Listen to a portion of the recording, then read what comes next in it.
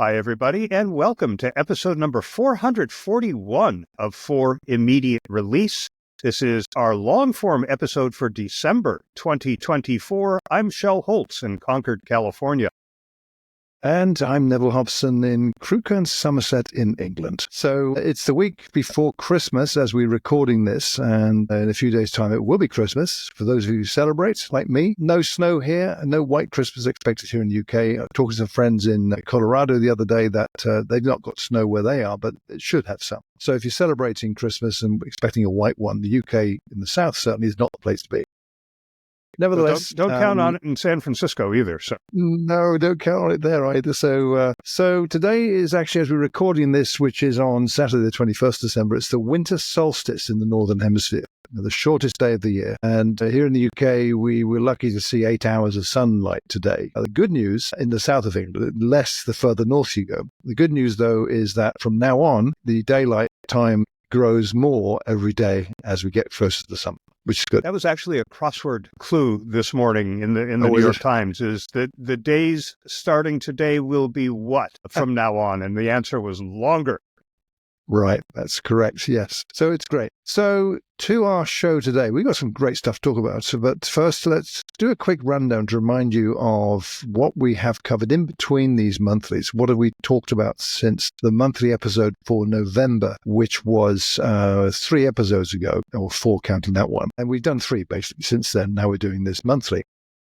So episode 438, which we published in the early beginning of December, that was about Google's AI overviews, which many are saying are turning upside down search engine optimization, or SEO. So we looked at the data. We took a look at the data and the trends and had a good chat about that and we recommended some actions communicators can take to ensure their web properties still get attention as the shift to AI search continues. And that's really what's behind all of this, the shift to AI search. There's that AI again. Pay attention. You're going to hear that a lot in this episode. We got a handful of comments to this one, didn't we, Shel? We did, starting with Shashi Bellamkonda, an old friend of ours and of the show. He's currently the principal research director for the Infotech Research Group, and he said, "Thanks for sharing. Speaking with our members and trends that are surfacing, first, a reduction in organic traffic, but the same level of conversions, which to me indicates the traffic is highly targeted, even though there may be 0 clicks due to AI overviews.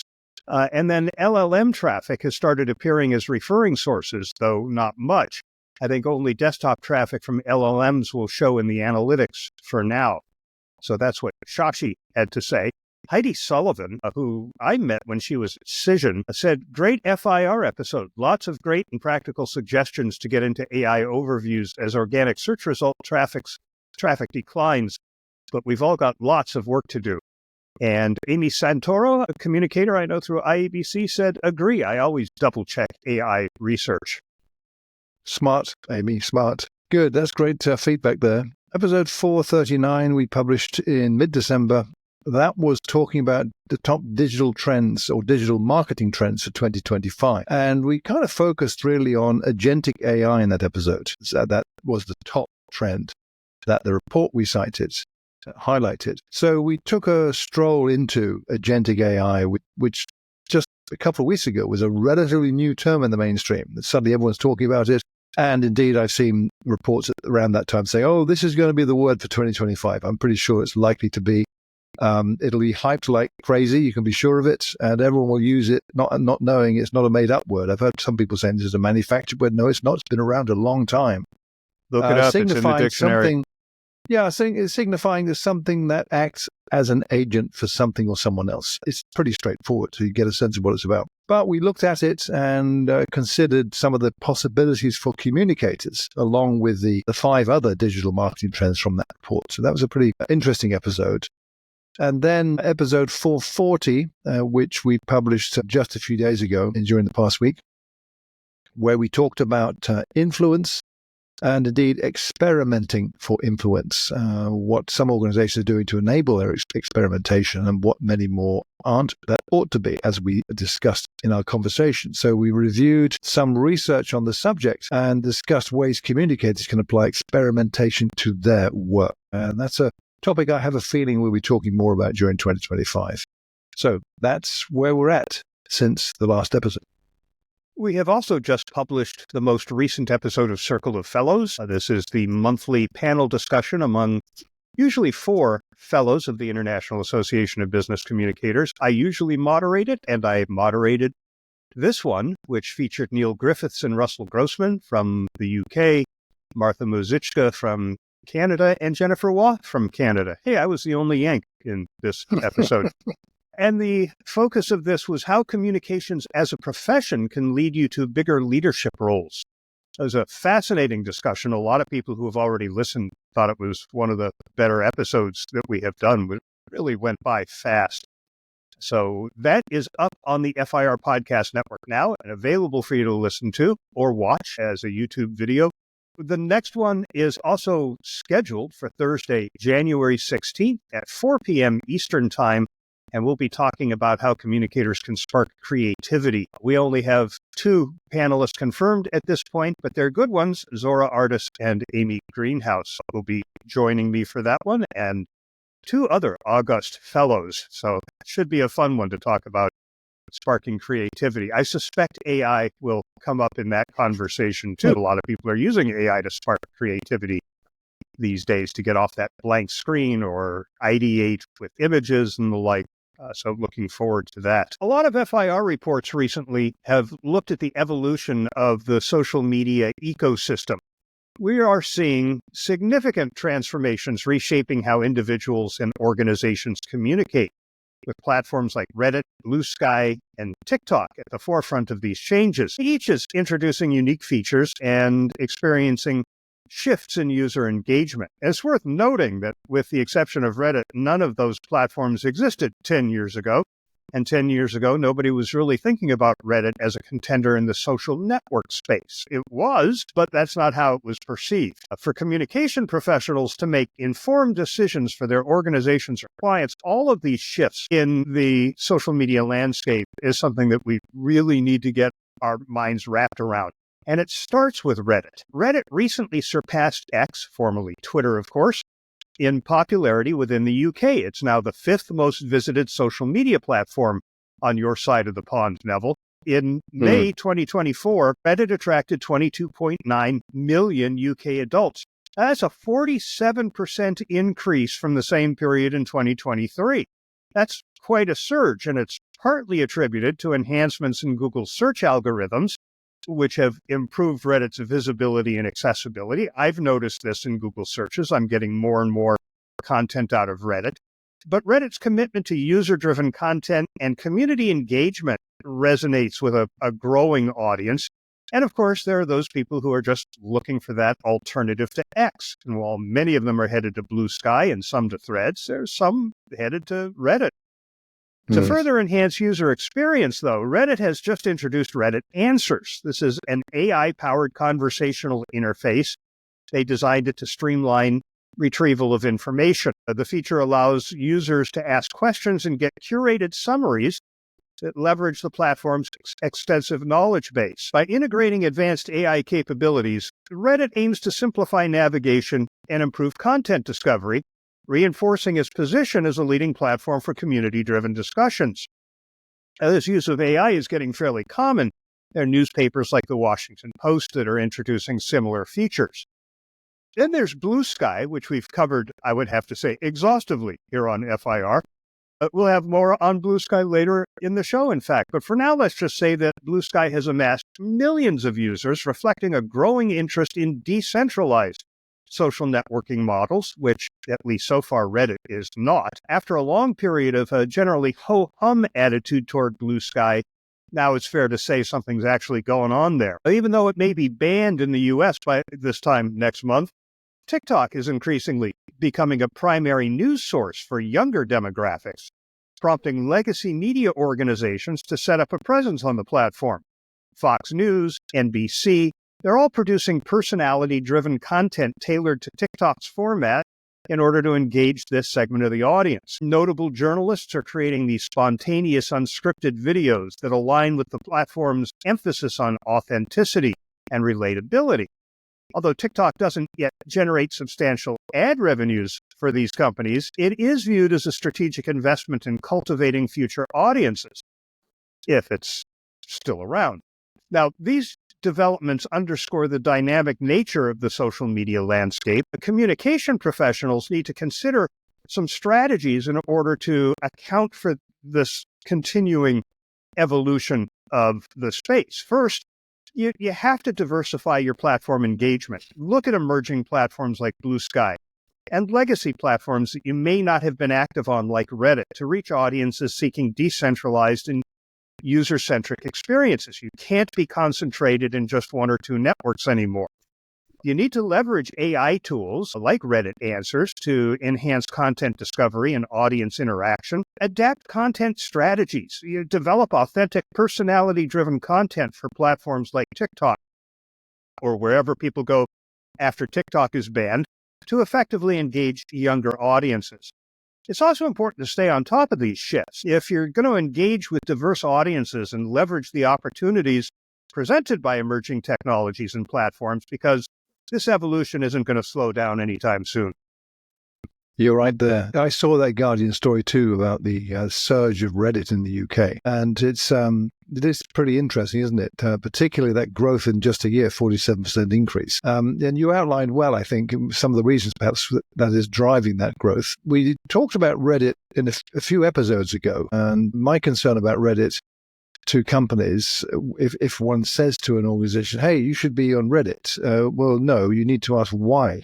Is your audience on Reddit? Are the people you want to connect with on Reddit? Do your research before you make that kind of choice. But it is true, and I agree with the sentiment of what you outlined, Shell, that the days are gone really when you would, and this sounds weird, isn't it? 20 years ago, less actually, 17 or 18 years ago, that Twitter appeared and started something that became significant, such as we saw it in the latter part of the 2010s. So probably about 2015 to 2018 would have been the peak of the kind of presence of Twitter as it was then. And that drew, as we saw and still see, one of the reasons perhaps why it's still going, organizations across the globe using Twitter as a formal communication channel. Announcements, opinion, influential comment in response to others, you name it, by organizations and the people who are part of those organizations. That is still true today, but certainly nowhere near the power it had in those days. So there are alternatives. And as we've mentioned, some of the research we've seen, some of the reporting showing generational behavioral differences, very marked compared to what they were before. And the fact that Gen Z in particular is wielding quite a big influential role, which has grown in the past couple of years. So that's surged with credibility. So the landscape is totally different to what it was in those golden days where you just had one or two major places that you could use to reach the audiences. So we're seeing this landscape shifting radically. I think Blue Sky is the most interesting one. I'm there as you are from the pre-launch days. I'm there more now than Threads, which was my favorite place. It's still a good place to be, but it's not, from my point of view, and it reflects what I see others saying too, it's not the place for engagement at all, in my view. And I'm not like some who join every conversation and respond constantly to others. I don't do that. I'm more listening. Yet I find some of the people I'm connected with on Blue Sky, definitely I seek them out every time I go there now, which is a new behavior for me. So I find that great. Yet professionally, I'm all over the place looking and listening at what's going on. And Reddit, I've been on Reddit since it started in the early 2000s. But I'm spending more time on Reddit these days in places where I like to be, in a number of the subreddits, to see what's going on, in and out more frequently. That's kind of my contribution to that. So I think Blue Sky in particular, I was reading one of the other articles you linked to, Shell, New York Times, Clay Shirky's piece on that. I think it's quite good what he had to say. And he talks about Reddit Blue Sky might fail. Well, sure, it might not. I go with the might not. But it's still working through how it's going to make money and is it going to do advertising. I did see some talk last week that some folks had discovered some screenshots that were posted by somebody that showed a subscription model and where you pay a certain amount of money and you don't see ads. I mean, I think that's the more attractive way than just doing advertising across the board. Again, this is all speculation. They've not confirmed or denied anything. Still early days. They're now 25 million north of that number in terms of users, considering it was 4 months ago, there were only 7 million. So if numbers are important to you, then 25 million from 7 is actually interesting, very interesting. It is good, and it is a mark of what is evolving in this space. So stay tuned. Yeah, a few thoughts based on what you were saying. I hadn't heard about the screenshot of a subscription model. And it's interesting because I think people would have rebelled against that some time ago, but it has become so common in the podcast space that people are now accustomed to hearing about that concept. I mean, how many podcasts are there where you can hear the ad-free version by subscribing? NPR has that. The New York Times has that. I think Crooked Media, which does Pod Save America and Pod Save the UK, they have it. Grim and Mild, which does lore, they do that. It's getting really routine. So now I think people are going to hear other platforms adopting that idea, and it's not going to seem so disruptive or inappropriate. So that could work. In terms of the use of Reddit, I agree. You have to see if your audience is there, but I'd be willing to bet your audience is there, or at least some of them. There are so many subreddits that are highly specialized around niches and interests that a quick search is going to reveal whether there's anything there for you in terms of reaching the people that you want to reach. But the other thing is, I mean, they're still doing Ask Me Anythings, AMAs, on Reddit. And you don't need to have your audience there to tell everybody if you have the means of getting the word out that you're going to be doing an AMA on Reddit, because people will go. They'll sign up in order to be part of that AMA if they're interested in what the leader or thought leader or influencer, whoever it is that you're putting out there, has to say. So I think there's a lot of opportunity on Reddit. And the other thing is, of course, you could tell people that you're going to be there, and that's where you're going to be hosting real conversations and again, attract people to the platform. And in terms of Twitter, I think in addition to government leaders and business leaders and the like posting, it was also the place, as we have talked about a lot lately, where news tended to break. And it's not that they had the billions of users that Facebook, for example, does, but there were enough journalists following it that when news broke, if it was a citizen journalist reporting something, they were on top of it real fast. And if the journalists were breaking it, well, first of all, they could source information on Twitter and then break the story on Twitter. And then as continued to unfold, they could embed those tweets. So it was no longer the man on the street interview. They were just embedding tweets in the story. I don't see anybody embedding tweets from X in the media anymore. So this is another big shift away from X that we're seeing. Yeah, you're right. It's not gained serious momentum yet, although I'm noticing more frequently people talking about this group of journalists in this country have stopped posting on X, and they're now on Blue Sky. There are a number of starter packs full of journalists for individual publications, some geographically based, etc. So you can find this. It's not yet kind of easily discoverable at all. And it's not yet by any means gained any momentum in the sense of the ubiquity of X. You see share buttons to X everywhere you go on the World Wide Web. You see it everywhere. Everyone has got a website with an article has got sharing buttons and it includes X. I don't yet see Blue Sky anywhere. I started seeing threads here and there, so maybe it is one of those slow burns, but I suspect Blue Sky is likely to pick up on that faster. We're seeing things like a developer ecosystem developing with some interesting things going on. There's one I'm very keen on that I've been experimenting with, which is called Auto Blue, which is a plugin for WordPress that you can use when you publish a blog post. You schedule it, for instance, or publish it manually, whichever, that it automatically shares that to Blue Sky. Threads has had that capability for a while, and with Threads, by the way, it also then shares it out to the wider Fediverse and by Mastodon. But Blue Sky does it through its way it accesses the Fediverse, so that connectivity is there.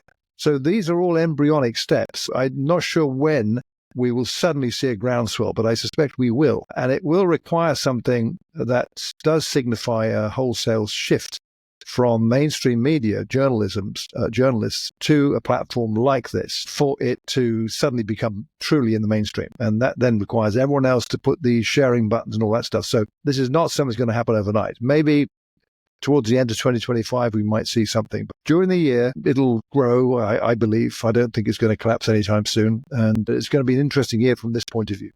Sure. And we're going to see during this year more of that shift of the media from X over to TikTok. Right. If TikTok's still around, and I've read a number of pieces that are speculating where people will go if TikTok is banned. And we should be clear, what's going to happen if it's banned is that the banned Google Play Store and the Android, about, right? It's the U.S.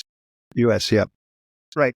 And what it's going to mean is they'll be banned from the app stores. If you have it on your phone, you're still going to be able to access it. Yeah. But then you upgrade your phone and you need to reinstall it. It won't be there. So it'll be through attrition that there will be fewer and fewer users. So where do the people creating these videos go? Do they go to Reels on Facebook or on Instagram? Does everything shift over to Snapchat? Do they benefit from this? We don't know. It's all speculation at this point. But that type of video has a real place now with that younger generation, to the point, as I mentioned, that mainstream media outlets are producing content aimed at that. That's another shift to keep an eye on. And this is why I think we have to be decentralized as communicators. We can't focus on one or two of these. I remember when you say, "Oh, I'm already on LinkedIn, Twitter, and Facebook. I can't handle anymore. I don't have the bandwidth." Got to have the bandwidth. You've got to be on all of these now. You do. There are tools that will help you get a sense of what's happening across all of these. One I've been playing with recently is called SILL, SILL. That is offering one appealing feature right now, which I'm taking full advantage of, is a daily email telling me the top 6 stories across Blue Sky in particular that my community is paying it.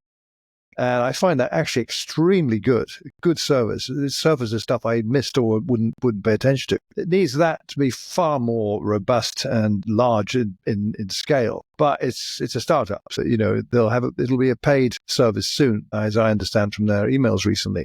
But things like that, we've had those sorts of tools for quite a while on the web generally, but this is different than just having it on a website. This is focused on the new social landscape, and it's interesting what's happening. We have some stories to talk about that in later on in this show. So something to pay attention to. Communicators need to be ubiquitous themselves across the social landscape and just understand who's doing what where, and is this something you need to pay more attention to. You have help. AI can help you with some of these things. There are some generative AI tools that you should explore that would help you stay on top of this, and that's the beauty of AI for you. And keep your eyes on it, because there will be more tools coming down the pike. That's very true, which is a nice little lead into to this story. I was going to say, that's what what I call a segue. That's a segue, exactly. Well, I mentioned at the beginning that you'll hear AI mentioned a lot, and this is true on this story certainly, and others coming. That this is so front of mind with what's going on, that understanding all of it is almost impossible for anyone. So we're offering our little bit on some of these topics. It's also the time of the year when everyone is doing predictions and trends reports. I mean, there's so many of them, and we've talked about a couple in recent episodes. This one I'm going to mention today, I think is definitely worth your attention. So in December, just a week or so ago, the University of Southern California's Annenberg School for Communication and Journalism published its relevance report for 2025. This is the organization's annual deep dive into the key trends impacting public relations. Each edition focuses on a key theme, with the 2025 report titled AI Activated, dedicated entirely to the impact of AI and PR, showcasing practical applications, ethical considerations, and future opportunities. First, though, let's understand context and perspective with regard to this report. These relevance reports began in 2016 to explore emerging trends and challenges shaping the communication and PR industry. Drawing on insights from leading industry experts, researchers, and academics, the report serves as a guide for communicators navigating an ever-evolving landscape. Helpful, in other words. Microsoft contributed significantly to the 2025 report's theme, including key essays from Microsoft executives that provide practical insights into AI's transformative role in PR and communication. Microsoft's involvement underscores its leadership in integrating AI into communication and its collaboration with academic and professional institutions to shape the future of the industry. So this report takes a definitive optimistic view of AI and PR, but doesn't shrink from pointing out areas of concern. In the foreword, USC's Fred Cook questioned the PR industry's appetite for early adoption of a new technology, something we've touched on in previous episodes, Shah, especially one that could threaten its own existence. Happily, he notes his concerns were unfounded.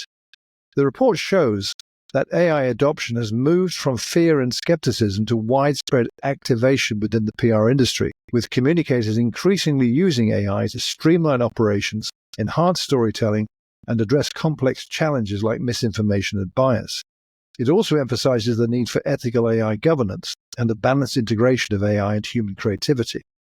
So I've pinpointed 3 significant findings in this report. It's a big report that covers a huge amount of thinking, and certainly not something we can dissect in this episode. So highlighting 116 pages?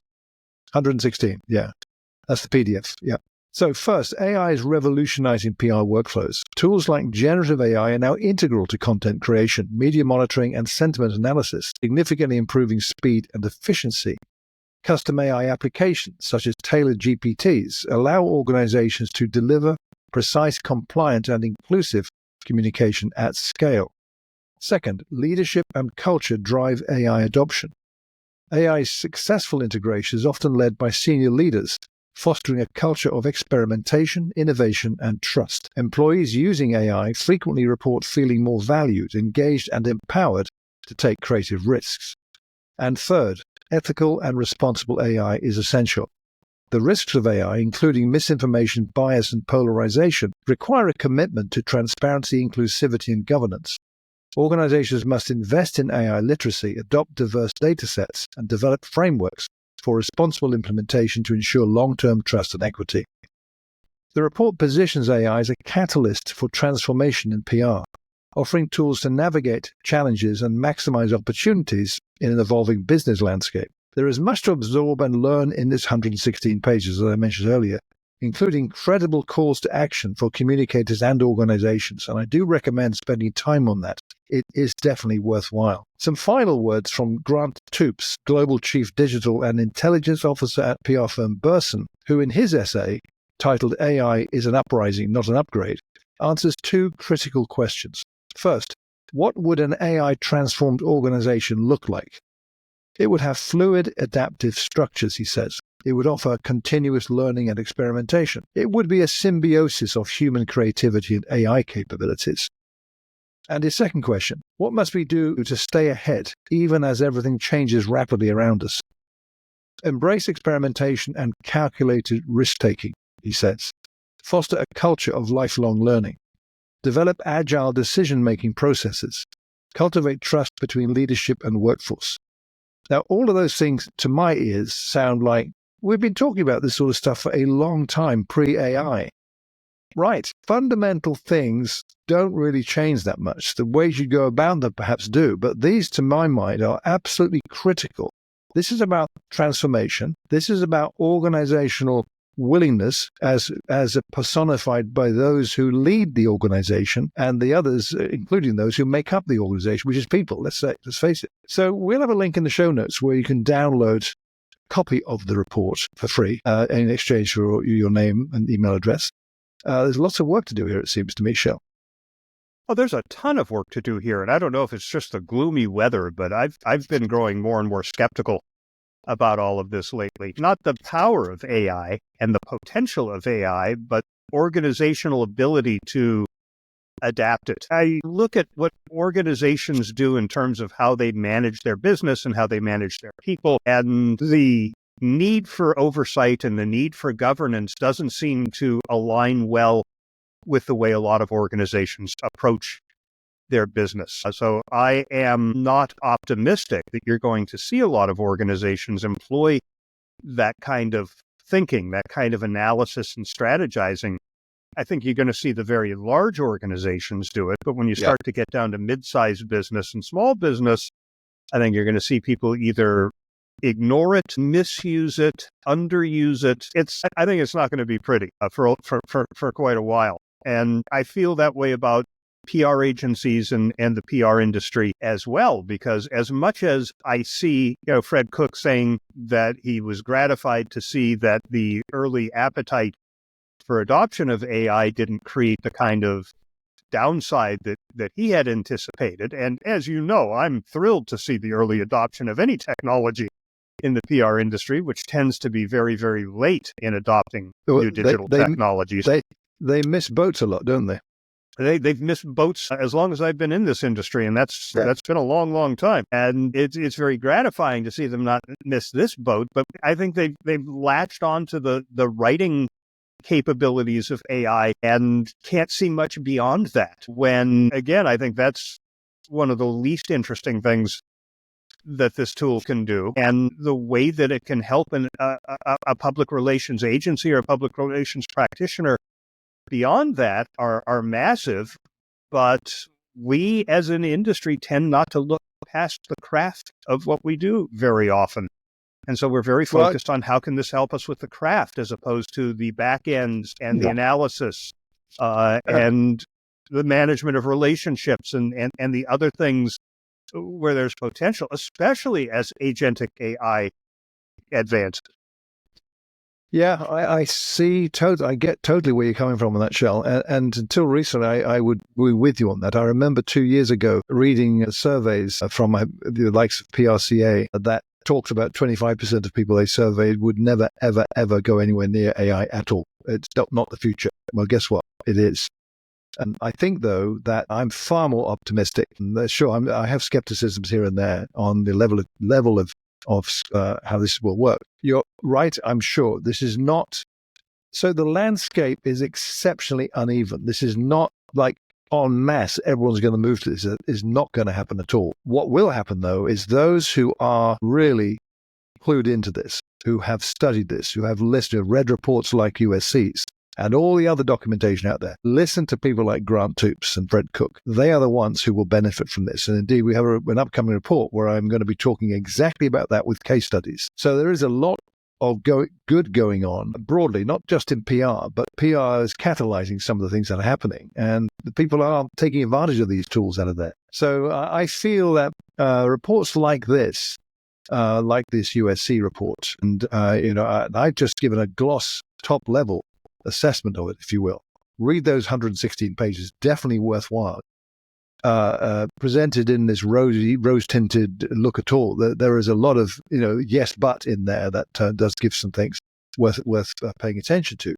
So it is not even. I see that therefore as opportunities galore for communicators who are clued in to what's going on, to advise their employers and their clients in not in everything. They can't. They're communicators. So broad business strategy is not their focus. It's how you communicate that and how you do, what tools you're going to use to do that. So all working together, and that does require leadership. So you are right in one area, that the lethargy, the resistance, the total skepticism of some will interfere with that and be obstacles to organizations doing this. But I see this as a tremendous opportunity for communicators to take a leading role. Yeah, another reason to pay attention to this report in particular, I think, is because it is from the Annenberg School. There's a really good report out now from Fleischman Hillard. There's been one out, and I think there's a couple of others from McKinsey.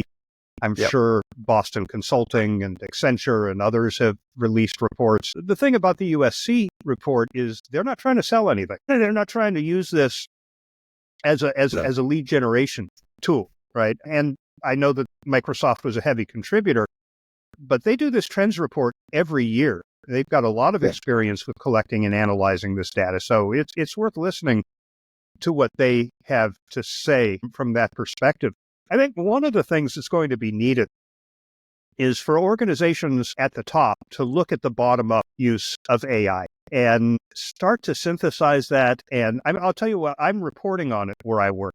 When I find an employee using AI, I'll interview them and do a short article saying, this person's using it. Look what they're doing with it. I just talked to our head of accounting who's using it for Excel. They have a bunch of Excel spreadsheets that they inherited from an earlier time that were custom done and can't figure out what the formulas are. So they're just giving it to AI and saying, what is this formula trying to do? And it deciphers it. Or I'm trying to create a formula that does X, Y, and Z, and it's not working. Take a look. What am I doing wrong? And it tells them.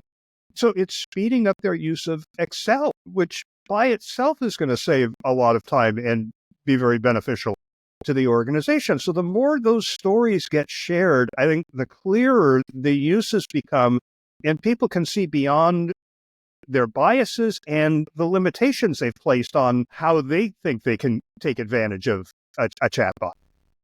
Yeah, totally. Those are the kind of uses that people go, they'll think about, it's going to chat GPT. I'll ask, I prompt it and it tells me the things I can use in a report.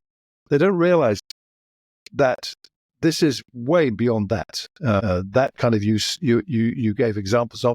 There are loads in this article in an upcoming report later in the show that talks about case studies that I mentioned. That gives you a glimpse into this. This goes way beyond the kind of things that you think AI is all about. Certainly at an enterprise level, a big organizational level, some of the things that are improving workflows are truly quite extraordinary. And you think, when you hear about it, you think, of course, that's what AI is for. That can help you do that. So that's a great example, the Excel. I can give you a small example on my own account. Something I do mostly as a hobby, as a personal interest, is PHP coding. And I write code. I've got 3 books that tell me how to write PHP. And it's a bit like I found in my old bookshelf the other day, HTML, it was published in 2002. Boy, was that leading edge at the time. But the book's this thick, it's huge. So anyway, I write stuff myself, and based on my limited experience so far, for instance, things like WordPress plugins, a kind of a playground site, a sandbox site that I try out stuff with.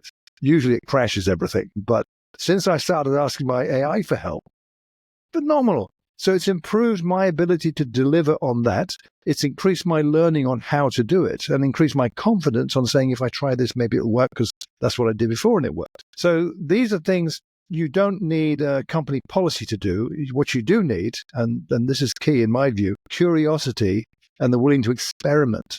And that last word, we talked about that topic in, I think, the last short form version, the experimentation. It was either 439 or 440. I can't remember which one. It was 440. Yeah. Okay. So that's key. This report goes big on experimentation. And indeed, Grant Toops's point about what we've got to do to stay ahead. Embrace experimentation and calculated risk-taking. Calculated risk-taking is the key thing there. That doesn't come naturally to everyone, that sort of approach. So that's a leadership thing to encourage that. And there we're talking about then potentially transformation, how you run your organization. So these are all elements that are connected. And we got to do this, I think. Well, let's temporarily leave the world of AI behind and enter the cold, cruel world of business. Earlier this month, Edelman, the world's largest PR firm, announced the layoff of 330 employees, representing over 5% of its global workforce. This reduction is the largest in years for Edelman and was part of a strategic restructuring aimed at simplifying its business model to better align with current client demands.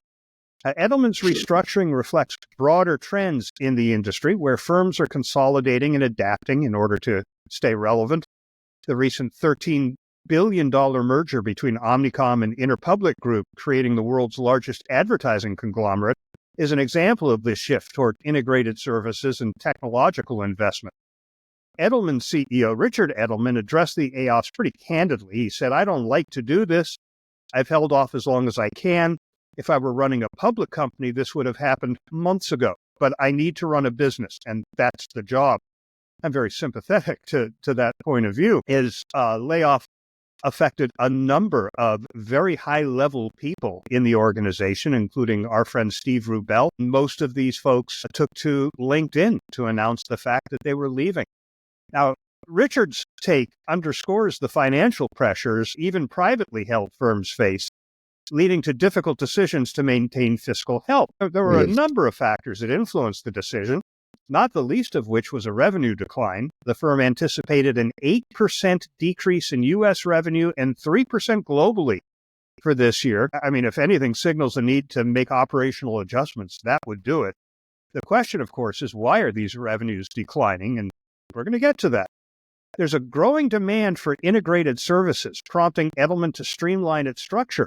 They had a bunch of specialty brands that were under Edelman. There was Edible, Revere, Salutum, Mustache, EGA, Delta. These were boutiques, and every one of them had their own support staff. So Edelman was paying for accounting and IT and the like for multiple companies, Now they're all just going to be sort of hoovered up into Edelman and allow them to have that interdisciplinary type of an approach to the work that they do.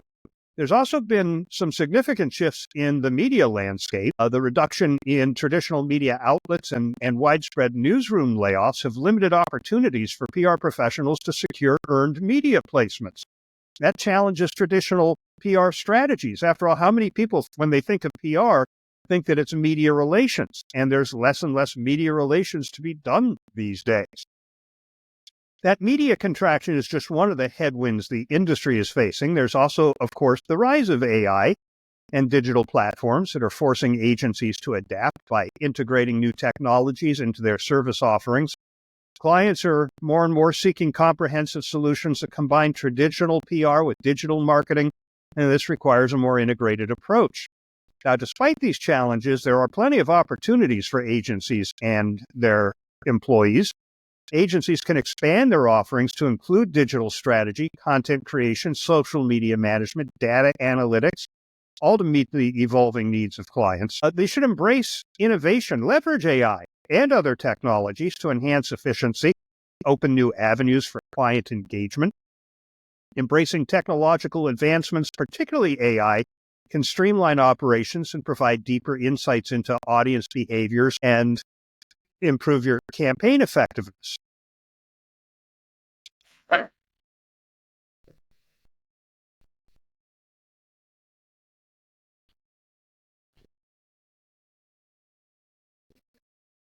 And then we need to focus on owned media. Because of the decline in earned media opportunities, agencies can help clients build and manage their own media channels. It could be blogs, social media platforms, come up with some new stuff. I mean, if there's a dearth of local media coverage, maybe that's a vacuum that you could help fill, but this will maintain direct communication with target audiences. Now, for PR professionals, this period of transformation offers a chance to develop new skills and expand your expertise into areas like digital strategy and integrated communications. The client's demanding versatile communicators who can navigate the complexities of modern media landscapes that's rising. That presents career growth opportunities for those who are willing to adapt. And if you're an in-house communicator, like me, thinking of working with an agency, I'm not, you should clearly define objectives and ensure that the agency's capabilities align with the organization's goals, particularly in digital and integrated communications. Regular communication and setting measurable outcomes can enhance the effectiveness of your partnership with a PR agency. And if you're actually thinking of a career in a PR agency, well, then it's important to recognize the industry's dynamic nature. While challenges definitely exist, as I've outlined, agencies do offer diverse experiences and opportunities to develop a broad set of skills. Prospective professionals should seek agencies that invest in employee development and embrace innovation. These are the agencies that are most likely to thrive as the industry continues to change. Yeah, that's quite a picture you've painted there, Shell. It is something I think that I see this in the UK as well. Not there are probably similar reasons, basically. You've got to reinvigorate your business. You've got to trim the fat and all the stuff that Richard Edelman is having to address as the leader of a business. He is running a business. For those affected by layoffs, redundancies, as is the word used most frequently here in the UK, it's a challenging time without doubt, where suddenly you're on the job market along with quite a large number of others with similar experiences and skills as you, similar age typically. And therein is another issue, which is that of ageism. I hear people talking about that quite a bit. Gray lives matter. Yeah. So it's challenging. And some of the advice, the common sense advice that you outlined is absolutely spot on. You need to do this, and even though you may not feel like doing it. Use your time between now and the new year. You're on a break to update your profile on LinkedIn, for instance. That's going to play a big role for you, whether you believe that or not. It probably is going to. And all the things that you've been saying you haven't had time to do, now's the time. You should look at courses on LinkedIn Learning, get up to speed on AI. There's some terrific content there. And if you're a LinkedIn member on the premium layer, you're paying for it. That's part of the deal. Definitely worth it. I've been doing that, not for the same reasons as we're discussing here, though. So get up to speed with things, AI in particular. There's a great article, one of the stories you shared in the show notes, Shell, from Dwyer. This was good. No more stalled promotions, RIFs, be your own PR firm. And written by Jane Genova, who's a kind of a coach for seniors, as it is described in the bio. Great tips here on what to do. Some things you could do. Leverage your reputation when you're talking to people. Approach everything as a grand experiment. There's that word again, experiment. That's what I tend to do anyway. Approach everything as an experiment. And so that changes your outlook. And okay, even in the face of the fact that you suddenly let go, it may not be the financial aspects of that worry you, because you're probably quite cozy if you're in a very senior role. It's the sudden lack of the environment that you've been accustomed to, the kind of authority that it brings you by virtue of your role. There are still many, many people and organizations who see influence and worthiness as explained basically explained by your job title. And for me, a job title is the least significant thing. I recognize others see it as one of the most significant things. So all that's suddenly gone. So this is the time for that. And I think it's the nature of things. A word I hear a lot these days, Shirley, you probably do, fractional. I see people calling themselves a fractional CCO, Chief Communication Officer. In fact, Heidi Sullivan, who was one of our commenters, who's listed currently as a fractional CMO. I find it a dreadful word to describe this, but I recognize that people like it. It also sounds, those who say I'm fractional, 16 different roles, you're fractional. Wow, I'm trying to visualize the pie in imperial measure, not metric, how many eighths of an inch is that's like, stuff like that. So, but that's how it is. And we're all, this is how we use information online to kind of explain our perception of people and where they're at in their journey, let's say. So it's a time for constant renewal, it seems to me, that you've got to be on top of all of these things, particularly at a time when, coming up right behind you are those earlier generations who are younger, more agile, physically, literally, than you are as you get older. And you've got to make yourself readily attractive to others from a work point of view. So, well, that's an interesting challenge, considering one of the things that I keep hearing about the younger generation is that they want to show up when they want to show up, and they're going to sit at their desk on their phones, and those damn young whippersnappers aren't willing to do the work. Well, I tell you, I've worked with people recently who are, as clients, who are a lot younger than me, and their attitudes, actually, I'm more like the younger than them even in my attitudes to behaviors in the workplace, the tools that I use, than they do. But this is not a new thing. This is how it's always been. You will remember this. I know you will. Your desktop publishing, when that came in, anyone could publish a newsletter, So, and they did. And they did, exactly. Good or bad, when or employee even worse. communicators had to get their hands around every department distributing their own newsletter. It's incredible. Greetings, Shell and Neville and FR listeners all around the world. It's Dan York coming at you on this last episode of 2024 on a very, very snowy and cold day in Vermont, having just returned this week from the desert sands and warmer temperatures of Riyadh, Saudi Arabia. I was there for the 19th Internet Governance Forum, or IGF, organized by the United Nations. And it was a remarkable event.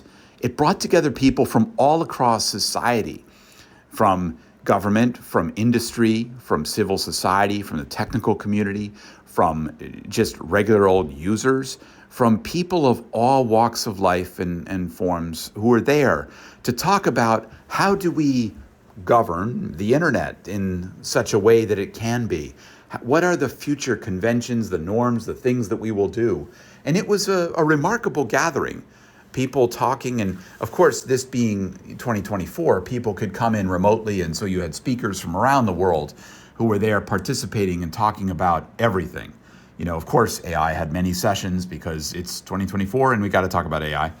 There were some sessions around the metaverse type of thing. There were lots of sessions around security, around safety, around cybersecurity, around resilience, around connecting the remaining 2.5 billion people. There were sections on gender inclusion, on just, all of these things, closing a digital divide, the use of the internet, amazing conversations, talks, and everything else. And it was all of us talking about that, which brings me to my 2 points this year as we close this time out. This next year, 2025, is going to be a time of a lot of change around the world. Obviously, here where I live in the United States, we have a new incoming administration with all the changes and challenges that that may bring in different ways. But that's happening elsewhere. All across Europe, we're seeing new governments coming into place and new elections happening. Just north of me in Canada, there are signs now that there will probably be a new election and new government early next year. It's happening all over the place. Governments are changing, societies are changing in different ways. And one of the things that communicators should pay attention to some degree is what's happening at the UN level. Next year will be the 20th anniversary of something called the World Summit on the Information Society, or WSIS. And that was an event that set up a lot of how we are talking about the internet, how we're governing the internet, how we're engaging, and what norms and conventions we're doing. There's going to be a lot of work next year to kind of review that, where we've come in 20 years and where we're going. Part of that will be, what is the future of this event I just went to, the IGF? Will it continue to be an event that goes on? And there are powerful forces that would like to end it. They would like the decisions about our future on the internet to be made only by governments and only by government representatives. So you and I, the people who are out here in the industry or in the technical community or civil society, we would not get a voice in the future of where so many things go. So it's important. WSIS plus 20, you'll see these acronyms, WSIS plus 20. You'll see this being thrown around as it all happens heading up toward meetings in June and July. And it's important because this will determine what voices will be part of the future of this at a government level anyway, and this can then cascade down into what we do.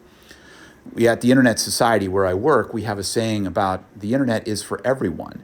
And we add to that now, of course, and everyone must have a voice in its future. So pay attention this year. The second thing I'll mention is that we are seeing all around the world a rise in wanting to protect the children, which has always been here. But what's happening is this movement to impose legislation around age verification or age assurance. I think I mentioned in the last report maybe about Australia was declaring that anyone under the age of 16 should not have access to social media sites. Never mind that they don't know how they're going to do that. But a number of these laws are happening here in the United States. Many individual states are saying that. It's also happening in other countries, places. Everybody is trying to get on this game to say that, people under a certain age should not have access to content in some ways. And, I'm a father of 2 daughters. I get that. I understand it. I appreciate that. The challenge is how you do it. There aren't easy ways. And what's happening in many cases is that people are looking at solutions that will require all of us to provide some kind of ID. You might get to the point where if you go to your local Starbucks and you want to get online, you might have to show some kind of ID that says what your age is.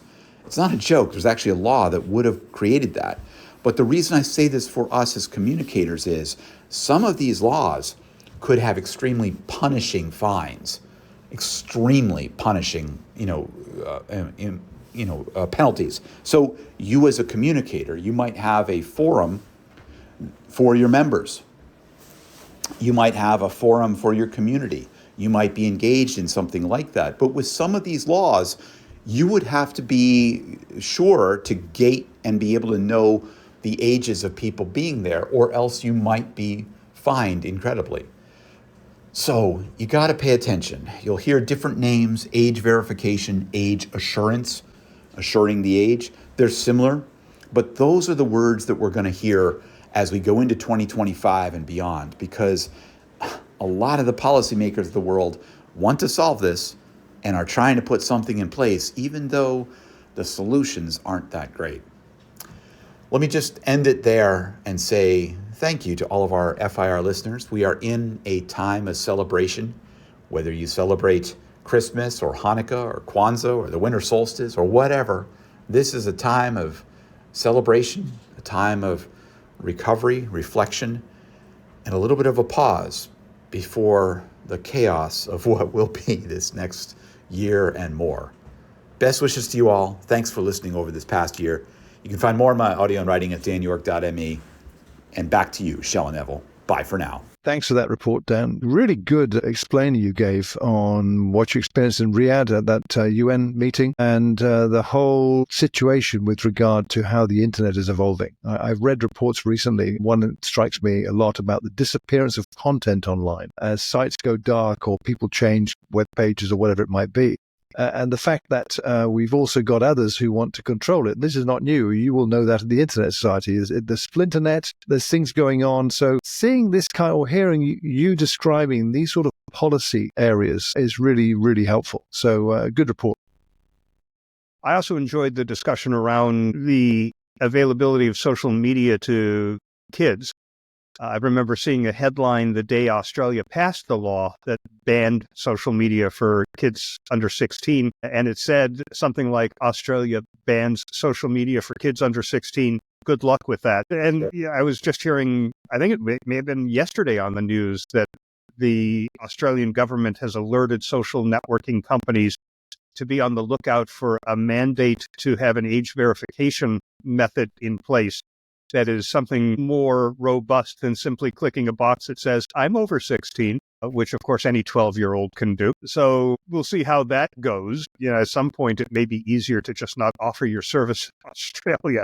But it's a genuine concern. We've seen Instagram come out with their teen version of Instagram with more controls and some very warm, family-oriented TV commercials to promote that. I am impressed, by the way, with how much they're investing in raising awareness of this tool. How much adoption it's getting, I haven't seen, but it's definitely a concern, and it's nice to see that, whether it's being done well or not, it's nice to see people trying to address it. Agree. We've got the same here in the UK with the online safety bill, which is chugging along, getting attention in some areas. The regulator is flexing muscles in that area in terms of what it requires of the major social networking companies. So I think we're going to see in 2025, the early part, certainly more on these attempts to safeguard children, but also to control access. The flip side of this, according to all those conspiracy theorists on X anyway, is that this is how you control your citizens' access to the internet.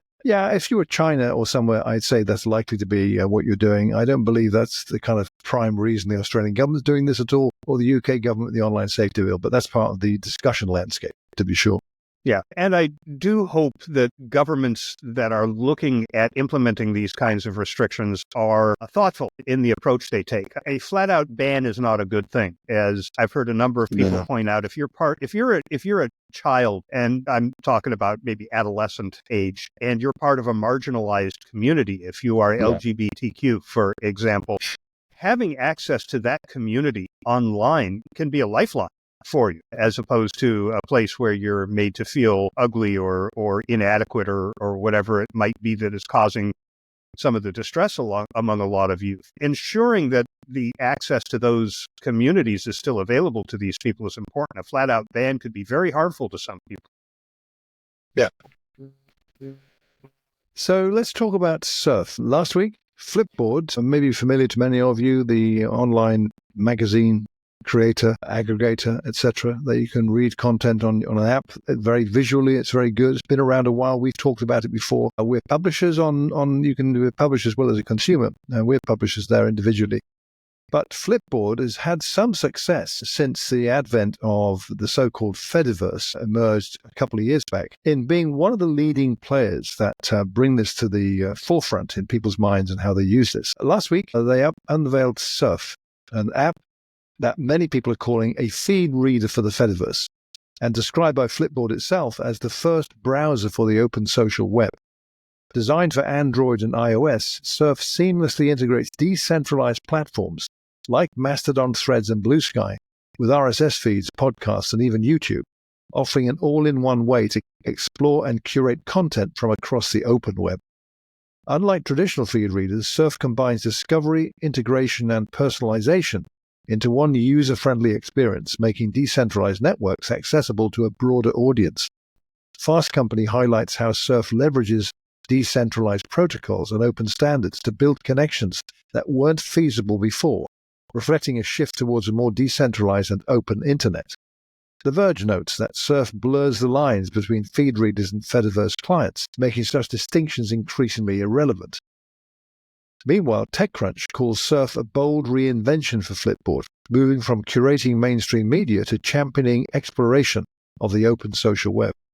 A standout feature of Surf is its customization. As Sarah Perez notes in her TechCrunch report, Surf allows you to build personalized feeds on specific topics, whether it's AI model development or mountain biking, by combining real-time searches, hashtags, blogs, YouTube channels, podcasts, and more. I'm on the beta waitlist and can't wait to see how Surf might redefine how we engage with the decentralized web. I'm on the wait list too, and I can't wait to take advantage of this. I remember tools like this from long ago that would curate and aggregate for you. And of course, feed readers. There is still a feed reader. Feedly is still functional. Oh, there's quite a few. And I still use it. I use one, what's it called, Innovator? I can't remember now. I haven't used it for a bit, but I've been a user of it for about a decade. So there are around. And of course, we know much of the content we get, Flipboard being one example, is delivered via RSS. No one knows about that. No one cares about. Right. I mean, RSS is right? still. No, but it's exactly what it is. It's the plumbing of the internet. Just because Google did away with its Google News Reader doesn't mean that RSS went away. Podcasting wouldn't be possible without RSS. What'll be interesting for me with this will be to see how well it's adopted, because feed readers, you and I lived on feed readers back in the salad days for blogging. Feed Demon. Feed Demon, that's right. And there were others. There was some early ones where you had to download and install them just like software for any other application. But I don't think that, I mean, if news readers were that popular, Google's newsreader would still be around. I think most people just went and found blogs to read, and having this extra step for curating them that required an extra piece of software was too much, just like starting a blog was too much for most people, which is why when Facebook came along, I don't have to start a blog, I'll just post here. So, and is Facebook as good as blogging? I would argue it's not, for a number of reasons, but it accommodated all those people who weren't interested. So yeah, I think this could be great. I mean, if it gets a lot of uptake, it could create a virtuous circle for the Fediverse. As more people adopt this tool, more clients open up for social networks that are part of the Fediverse. That leads more people to adopt this and similar tools,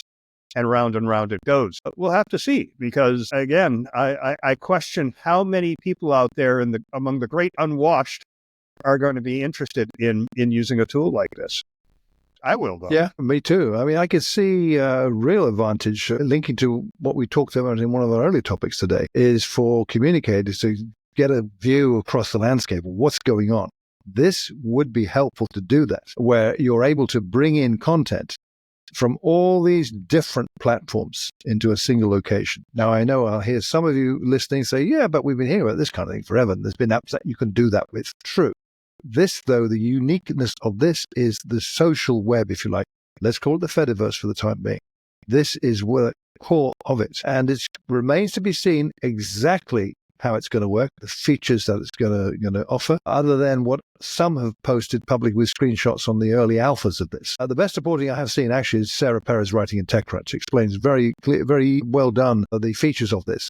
But the customization one, that's one that appeals to me a lot, because I'd like to have something that brought in content I'm interested in into a single location. And if it's a mobile app like this is, there's a web version coming, they said, by the way. But at the moment, it's just on the mobile app. And this would be great. So for that reason, I'm looking forward to it. But communicators, pay attention to this. If you're thinking, yes, I should be paying attention to more things, this could well be the thing that helps you most.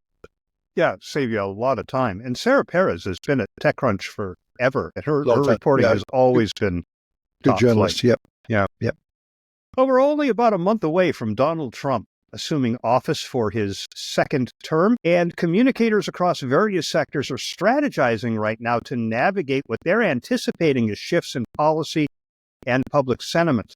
The second Trump administration is expected to bring changes that are going to significantly impact communication strategies. Communicators are going to need a proactive and adaptable approach to deal with these changes. The administration is poised to implement substantial policy changes across multiple domains, and we'd be wise to be ready to have strategies in place proactively to deal with them. Let's start with economic and regulatory policies. A focus on deregulation is anticipated, particularly in energy and finance. And while this may reduce the cost of compliance for businesses, it could also introduce risks related to environmental concerns and financial stability. I mean, if you work in financial services and there's a lot of deregulation, well, it was deregulation that led to the housing mortgage crisis in 2018. So be on the lookout for those types of things. Look at the regulations that have been scrubbed away from your industry and do some risk analysis of what that could mean and start thinking in terms of your crisis preparation for those. There's technology and communication. There's an expected emphasis on regulating online content moderation. In the U.S., that would mean reforms to Section 230, which shields internet companies from liability for user-generated content. This could affect how organizations manage their digital communications and engagement strategies. That's right in our wheelhouse, so we need to be ready to deal with that. We're looking at changes to environmental policies. The Trump administration is less concerned about climate change than the Biden administration. And potential reversals of previous climate initiatives may alter the landscape for corporate sustainability efforts, influencing how companies communicate their environmental commitments. And of course, there's DEI. The Trump administration is wholly sympathetic to the war on DEI, and a lot of organizations are caving to that pressure. Others are just changing what they call it. In light of these anticipated changes, and probably lots of others, communicators should consider a number of strategies, and the first is proactive engagement. I mean, you got to remember the relations part of public relations. We need to develop a comprehensive understanding of the new administration's policy agenda and then engage with policymakers and stakeholders early. That's the only way we're going to be able to shape favorable outcomes and mitigate the challenges these things could create. Adaptive messaging is another thing we should be looking at. Flexibility in communication strategies are going to be just essential. Crafting messages that resonate with diverse audiences while aligning with shifting policies. That's how you're going to maintain public trust and organizational credibility. We also need to be crisis ready, given the potential for increased scrutiny and politicization. Of having robust crisis communication plans in place is vital. This includes preparing for scenarios where company policies or statements may attract public or governmental attention. And think about how you're going to communicate with your employees about all of these things. Transparent and consistent communication with employees is critical, especially as policy changes may affect workforce dynamics.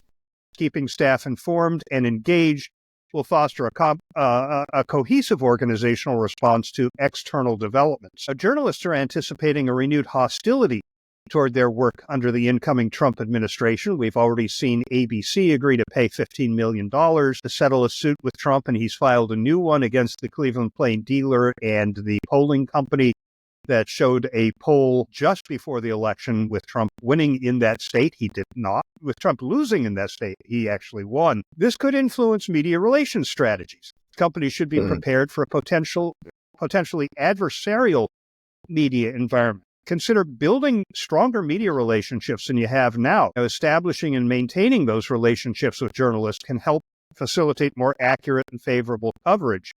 I think it's more important than ever for your people to be trained as spokespersons. If they're well prepared to handle challenging questions and convey key messages effectively, that'll make life easier.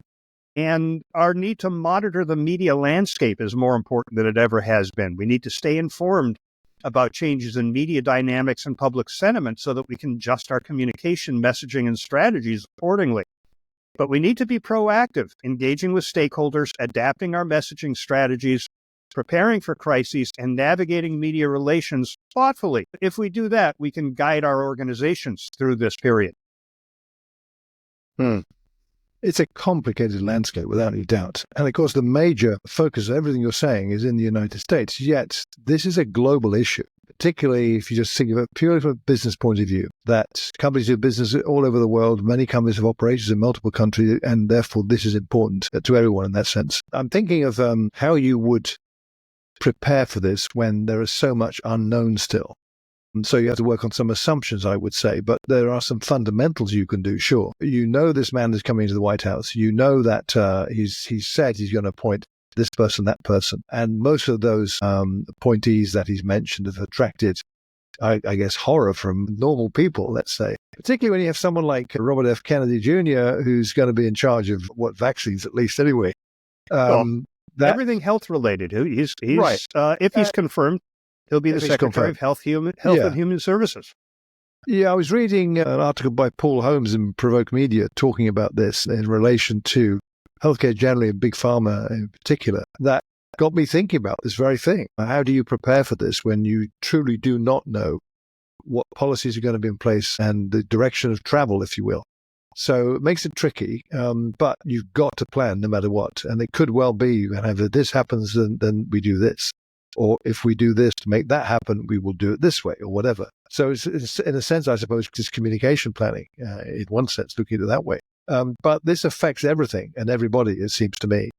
We don't know what's going to happen. We do know in some areas that we're not going to like what happened. Again, a lot does depend on your political perspective, I think. So if you're a MAGA, you're going to love what's coming, I suspect. Hopefully reason will win the day. But what we've seen with this shutdown, I suspect not. So the US is very unique, it seems to me, in the openness and transparency of its really dirty laundry politically that is laundered for the whole world to see. And that's what's been happening with this. And this is now happening with this as well.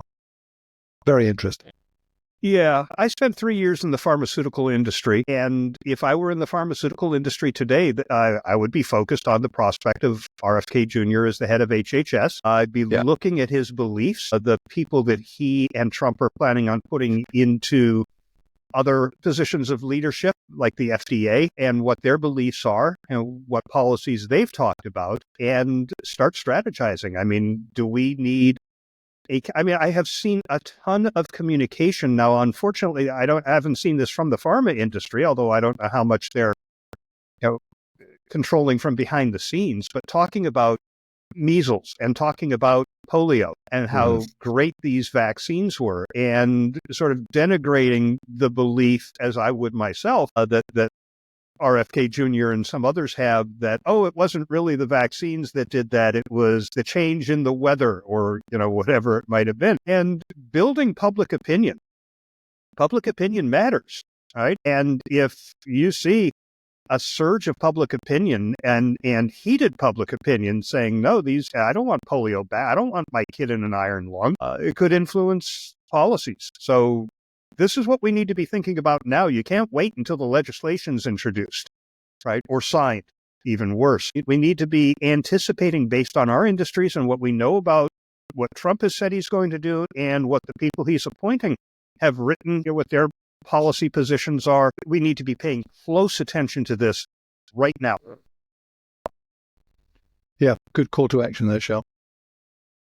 So let's explore a topic we've discussed a great deal during this year, and that's reshaping the way we work, which is the rapid adoption of generative AI tools like ChatGPT in the workplace. Employees in nearly every industry are turning to these tools to code, write, and research. As we've mentioned before, many workers are adopting AI faster than their employers can issue guidance or policies. Consider this. According to a Financial Times report last week, nearly 25% of the US workforce and almost half of those in software and finance are using AI weekly. In many cases, workers are experimenting in secret, wary of being labeled as lazy or incompetent. There's also a fear that productivity gains could lead to job cuts or, for those who stay, heavier workloads. That said, not all organizations are lagging behind. Many companies were initially cautious, some even implementing blanket bans over privacy concerns, but others are already far ahead, rolling out detailed policies and infrastructure. Businesses like McKinsey, Walmart, and JP Chase aren't just catching up, they're leading the charge, says the FT, building secure in-house tools and moving full steam ahead into execution mode. For them, AI is no longer an experiment. It's a strategic asset embedded into their processes. It's clear there is a transformative trend reshaping industries worldwide, where employees across various sectors are leveraging AI technologies to enhance productivity, automate processes, and modernize customer experiences. Notably, many organizations are not just keeping pace, but are leading the charge with comprehensive AI strategies and implementations. Also last week, Google published an updated list of 321 real-world generative AI use cases from the world's leading organizations. We'll have a link to Google's report in the show notes, but let's briefly review 6 industry-specific examples. Retail. Fast food chain Wendy's is piloting generative AI at their drive-through windows in Ohio, streamlining order processing and allowing staff to focus more on customer service. Beauty and cosmetics. The Estée Lauder companies are partnering with Google Cloud to transform the online consumer experience using generative AI, enhancing personalization and engagement. Automotive. Volkswagen of America has developed a virtual assistant within their My VW app, enabling drivers to access information and receive assistance through AI-driven interactions. Telecommunications. Telecom Italia implemented a Google-powered voice agent to address customer calls, increasing efficiency by 20%. Healthcare. Click Therapeutics leverages AI to describe prescription digital therapeutics, enhancing patient engagement and treatment outcomes. And education. Beyond 12, a tech-enabled nonprofit, has developed an AI-powered college coach to offer scalable coaching to first-generation students, providing support through text, app, and web platforms. These examples illustrate that AI integration is not a distant future but a present reality, with companies actively deploying AI to gain a competitive edge. However, this rapid adoption also brings challenges, including the need for clear governance, balancing innovation with risk, and navigating evolved legal frameworks. AI's rapid adoption is undeniably transforming the workplace, offering opportunities for greater efficiency, innovation, and customer engagement. However, as organizations navigate this new reality, the critical question remains: how can they strike the right balance between empowering employees to use AI effectively and mitigating risks related to privacy, ethics, and workforce dynamics? The examples we've highlighted show that companies across industries are proving it's possible to integrate AI in ways that drive value while remaining thoughtful about its implications. As we explore this topic in episodes of this podcast, we'll focus on what leaders, teams, and communicators can do to harness AI's potential responsibly and ensure it's a tool for progress, not disruption. Zhao, thoughts?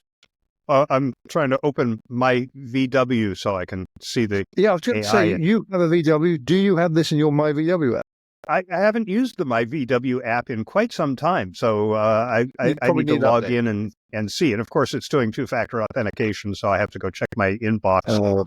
Yeah. But yeah, I have an ID4 electric VW, which I love, with the exception of the fact that the range is only about 185 miles, so I'm charging it all the time. But I don't take it on long trips. We take Michelle's Lexus on long trips. But I think this is absolutely right, is the need to look at what other organizations are doing and how they're using it in order to spark the ideas about how you can use it. I think two things that are going to drive this much faster. One is the introduction of agents, which we talk about ceaselessly, because as soon as an organization says, oh, we can get this done that way, it's not just here's a query and I'm going to get a response, but we can actually have these tasks routinely taken over by AI. And, the thing to keep in mind about agents is it's not one agent that's going to do everything. There's going to be an agent that does one thing and an agent that does another and an agent that does another. And you're going to end up with dozens or hundreds of agents running in your organization. So that's one of the things that I think is going to drive this. And the other is, as more and more software has the AI baked into it, and you're using the software anyway, I think this is what's going to lead organizations to realize that this is just part of the price of admission now for doing business. And it's going to end up in every organization at some level. I think those that are strategic about it are going to get the edge. But you see all of these case studies in all of these different organizations, and you can't imagine it's going to take long before their competitors go, hey, wait a minute, we can't fall behind with this. You're right. I think it's worth, to your point, knowing what or looking at what others are doing. These 6 examples I gave are just 6 out of the 321 in that Google document. They are definitely worth looking at. There's a handful I read, and I then researched them online to find out more information. You could do the same. Google it.